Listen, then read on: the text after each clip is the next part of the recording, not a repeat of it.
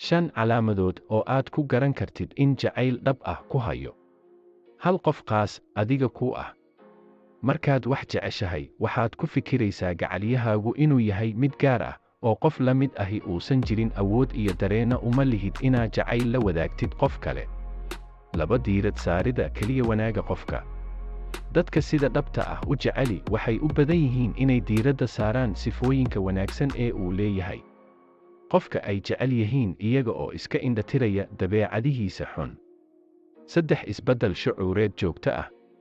Sida la wada ogsoon yahay, jacaylku wuxuu badanaa keenaa xasillooni darro shucuureed iyo mid jireed.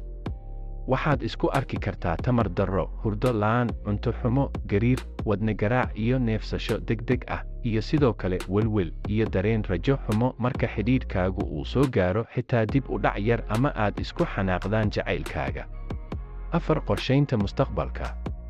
U hilowga midowga gacalyahaaga ama gacalisadaada, raadinta siyaabo aad isugu soo dhowaan lahaydeen iyo riyooyinka mustaqbalka sidoo kale waxay calaamad u tahay qof jacayl dhab ah hayo.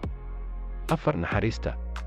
Dadka jacaylku qabaa guud ahaan waxay dareemaan dareen xoog leh oo ay ugu naxariistaan gacalkooda, iyagoo u dareemaya xanuunka qofka kale mid iyaga naftooda hayo iyo inay diyaar u yihiin inay wax kasta u huraan qofka ay jecel yihiin.